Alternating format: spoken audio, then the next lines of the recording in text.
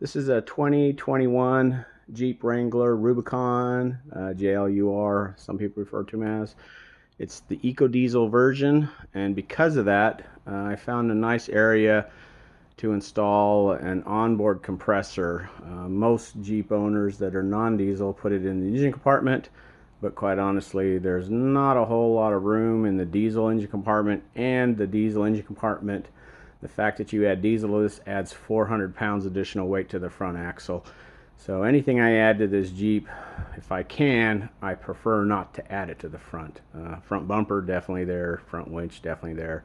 But the air compressor, I wanted to put it in the back. I had used a handheld one that I put in the back hatch area, but I got sick and tired of having to open stuff up, get it out, and then let it cool off before I put it away, and it just wasn't simple enough for me. So I came up with a completely new design. I'm going to break into the video right now. I did a video earlier of the ARB components, so I'm going to show that video, and once that video is over, then I'll go ahead and start a new video with the actual install and a couple other tidbits. It's a single compressor. You can see the model right there. This is the crap that's going to be used to install it. The orange comes with it, the compressor comes with it, harness comes with it.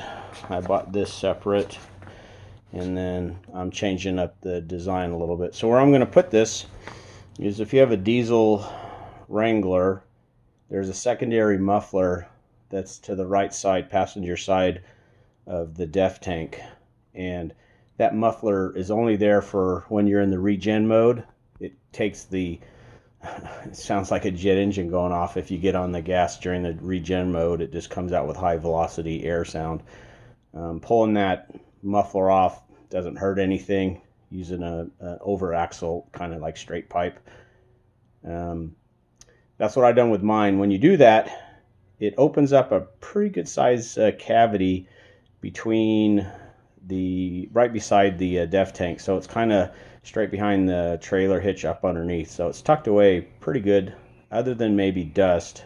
Tucked away pretty good.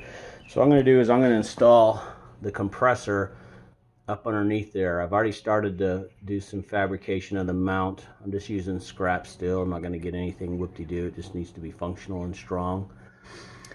I've redesigned the wiring because the harness that comes with it, I've already pulled it all apart. It's made, if you buy the harness kit, it's made to run the special rocker switch, that thing right there, inside the cab, or, so you have a length of harness that runs pretty far to the cab, and then you can have the compressor somewhere else, like in the engine compartment. So I pulled the harness apart. So what I'm going to do is I'm going to tap into the, I've got the trailer package, tow package on the Jeep, so there's a 30 amp circuit for electrical brakes. I'm going to tap into that. According to ARB's website, compressor pulls a max of 28 amps. That's a max, so it should run most of the time well below that. The kit comes with a 40 amp fuse, but I'm pretty sure the kit is made for both the single or dual compressors, and that's why they just sell it as one harness. So I'm going to tap into the trailer hitch power for the brakes. That's going to feed the compressor. I've also bought a aftermarket environmental on-off switch that's used for marine, so it's completely waterproof. And so I'll tap in power to the switch, and then from the switch it'll go through the pressure switch that's on your compressor. So once you get to a certain back pressure, meaning the compressor's not pushing air anymore, everything's just got a dead head, that switch will open up and take the power away from this relay, which takes the power away from your power to your compressor. So going from a power source to this switch to that switch into the relay, as long as the compressor isn't already at its peak compressed air inside volume, that switch right here will be closed, meaning that it'll allow the circuit to happen, which will energize this relay, which will turn on the compressor. So I'm not going to use this switch. And then ARB also gives you this hose adapter that would go into your fittings here. I'm not going to use it either. I haven't decided if I'm going to use the orange hose or not. I've got a coil hose that's already in there for the compressor I have been using. I'm probably going to stick with it. I bought a secondary hose, which is more of a rubber. This is more of that plastic composite or whatever the hell it is. I got a rubber one so I can cut it up. And then what I'm going to do is I bought some additional compressor filters, and I'm going to mount both of those underneath the Jeep so I have a lot more volume of dust and dirt that can be filtered before it goes into the compressor, because the one that's on there, it's adequate, but it's relatively small. I just want something that'll allow unrestricted air into the compressor. And then I've got a complete mix of a lot of the brass fittings, 90 degree, 45 degree, female, male push ends. So when I route this hose, I haven't decided if I'm gonna go one to the left side, one to the right side. I'm gonna use this hose, cut it up, and then route it as my main source. And then I'll have the tie-in for the air fill hose. Like I said, either I might do left and right side, or I might do center back. I haven't decided, but I don't want to have to reach all the way under and plug in the air where the air compressor is going to be at. But I'll go ahead. I'm not going to do an install video, but what I will do is once this is all installed, I'll add video to the end of this that shows what it looks like installed and what the final configuration was, and kind of the parts list of what I ended up using. So anyway, someone else might find this useful for the diesel owners. If you're not a diesel owner, forget it. That area doesn't exist for you on the back side of the Jeep. So next video that follows should be the install video. A few updates from that video. I decided to go center, or kind of center, single point for the air adapter. I also went with a little light, added a light into the kit so I know when the compressor's powered on. I know I mentioned tapping into the brake on the trailer hitch. There's a 30 amp circuit on the 7-pin trailer hitch, both power and ground, that you can tap into.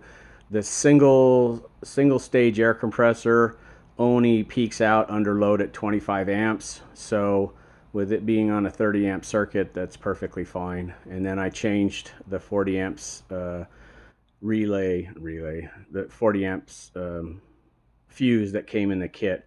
I dropped that down to match the same fuse that's in the Jeep 30 amp. Just go over a few quick things to update some changes from some of the other video footage I've done. So I've gone one single point. You can see it right here in the bumper. Here's the power on and off switch. Here's your air adapter. This rubber cap does not come in the kit. It's $10. I wish ARB would just put it in the damn kit and charge people $10, because it's something you're going to want to put on no matter where you store the air compressor. And then, since I don't have the backup sensors on this vehicle, but this bumper came with the backup sensor holes, I went ahead and installed the compressor power light right there.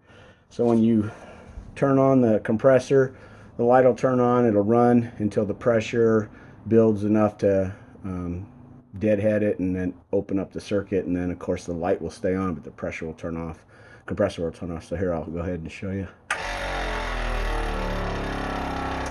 So now the compressor has deadheaded, meaning the air's not going anywhere. It's hit its max allowable pressure. That switch opened up, pulled power from the compressor, so power on the circuit, which I can see through the light, and then turn it off, and I'm done.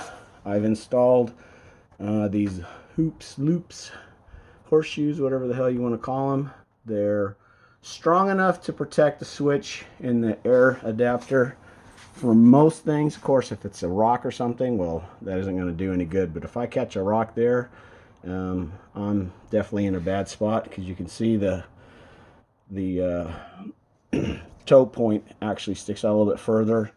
And then with the hitch point here that I have, it'll be strange if I hit it. I can still hit it, but it'll be very strange. The other thing, in one of the other videos, I talk about is the swap out of the air filter for the compressor. Right now, when you watch the video, it's up above. It puts the filter in line with the bottom of the door jambs. So you're looking at, with this setup, a little over 2 feet of water before the water even gets close to the filter.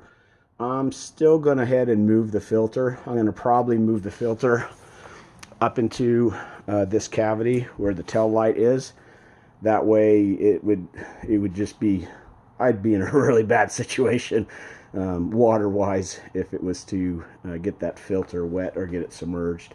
But that's about the only modification I'm going to do to the compressor filter, is move it up a little bit higher up in the body. So should see some additional footage after this from the install underneath. So the air compressor, normally in this region, back the camera up a little bit, this region right here on the Eco Diesels, there's a I don't want to call it a secondary muffler, but it's a muffler after the particulate filter. I went ahead and pulled that out because it just really, you don't need it, and went with, it's kind of like a free flow pipe. And once I did that, this is your DEF tank, and then here's the exhaust. So you know, you got a gap there. So I went ahead and custom built a mount, and then the air compressors in this zone, the filters in this zone, and then I went ahead and built this is a heat wrap for exhaust that I've got some high temp RTV that kind of soaked into it on the back side. This is a piece of aluminum that creates a heat shield, because when you're redoing a regen, this exhaust system gets hot as shit. That's why you can see that there's actual heat shield here. So I've shielded the pump around, and then here's the front side of it. This is the hose that comes out that goes to the air filter. Instead of using that little piece of junk they put on the front of it from ARB, I've got a decent sized one you could see in the video earlier, and it wraps around, and that filter's actually right up there. And then the air hose comes off of there. You can kind of see it going across here, and then it runs along the bumper, and then inside there, sorry about the darkness, that's where the air hose goes in, and also the switch. So with this mount, with the DEF tank, you've got this brace support that comes by the shock and goes across, and it actually, its main purpose is for the DEF tank. It also had a bracket kind of for the muffler, I believe, or it was full hanging off of this hanger. I don't remember. It was, I don't know. Well, anyway, I went ahead and made this bracket where you bolt from underneath through, you can see, and that holds it. And then, sorry about the movement, back here, you've got the two big bolts that go through. There's one, and then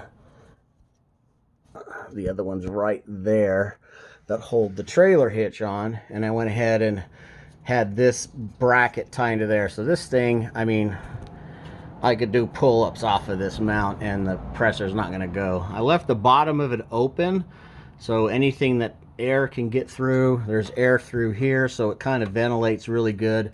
And then just in case, this is a ground wire for the this is a ground wire for the relay and the light, telling you got power to it. It's not the ground for the compressor. You need heavier gauge wire. I went ahead and wrapped some aluminum tape around it just to kind of keep the heat off of it. I don't think it would be an issue. I think it'd be fine, but just as an extra safety measure until I know what's happening underneath here in a regen mode, I went ahead and wrapped it.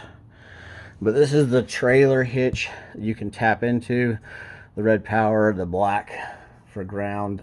It's pretty heavy gauge, but you can just tap into that. So, but that's where it's installed. Here's a little bit better picture of the distance from the DEF tank and the exhaust in the region, and then of course the relay. But plenty of air flowing through it. What's nice, I'll go ahead and show you in a second. What's nice is once I pull over to air up, I really don't have to do a whole lot. I don't have to lift any hoods or anything like that. So I'm going to stop this, and I'm going to show you the little kit I made for when it's time to air up.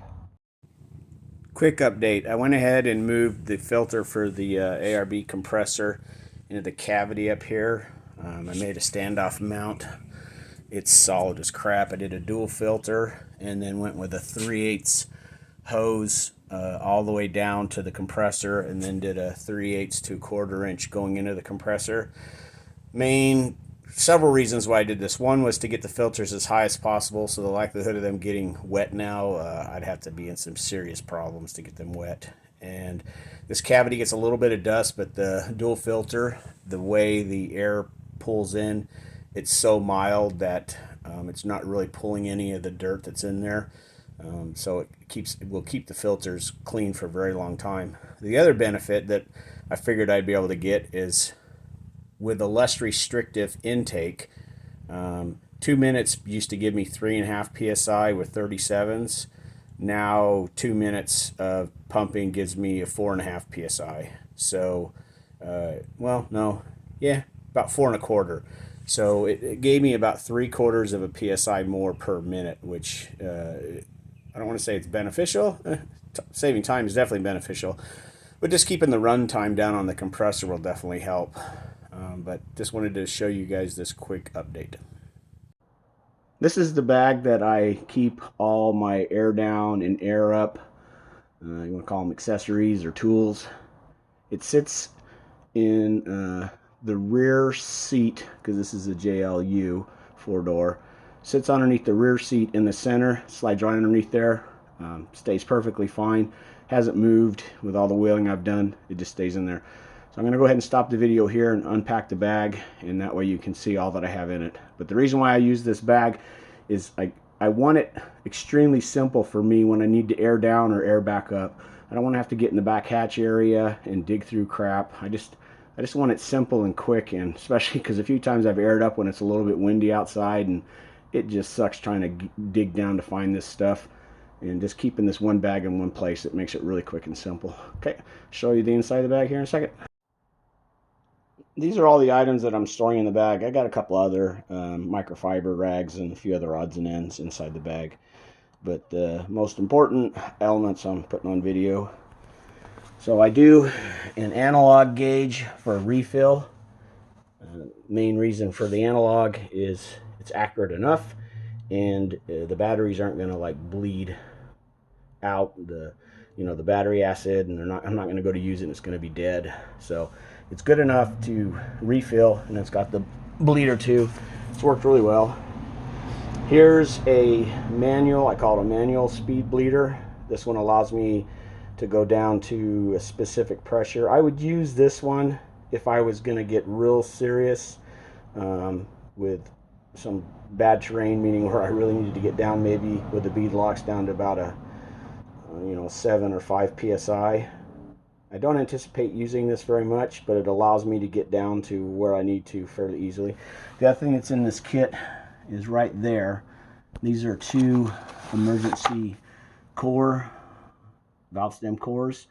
So the way it works is if you rip a valve stem out of your wheel, you can just shove these ones in from the outside, turn that little wing nut looking thing, and then the rubber will expand and do like a compression friction fit, and that way you can air back up and get back out, or at least continue driving. So then I've got some other odds in here, odds and ends. Here's an extra fill. Just for some strange reason this thing breaks right here and I can't get air in the tire. That's an emergency backup that allow me to get air in the tire. And I also have inside that little plastic bag extra fuses for the compressor. There's the air hose that came in the kit. The air hose from the center bumper area catches all 4 tires easily. Plenty, it's not overly excessively long. It's just probably about right for what I'm using it for. Then I have 2 sets of speed bleeders. Yeah, a little bit anal here, but I have one that takes me down to right at 22 psi. So if I'm not doing anything serious, but I want to kind of knock out some of the washboard and just smooth out the trail and still give me the ability to drive on asphalt if I need to, 22 seems to work pretty good. And then I've got another set back there calibrated to, I think, just below 14 psi. With the bead locks, it's perfectly fine, but Like I said, I'm not doing any serious rock crawling. I don't anticipate doing that with this vehicle for some time. In 14-ish PSI, and I would be bleeding down when the tires are already warm. So 14, once the tires cooled off, you're probably looking at around somewhere around in a 12, maybe a high 11 once the tires are cooled. So it's should be good enough. But that's the kit. Takes a second to get what I need out to bleed down. Takes a second to get out what I need to fill back up, and it just slides under that center section of the rear seat. So if you have any questions on this, you know where to drop them in the comments. Have a good one, guys.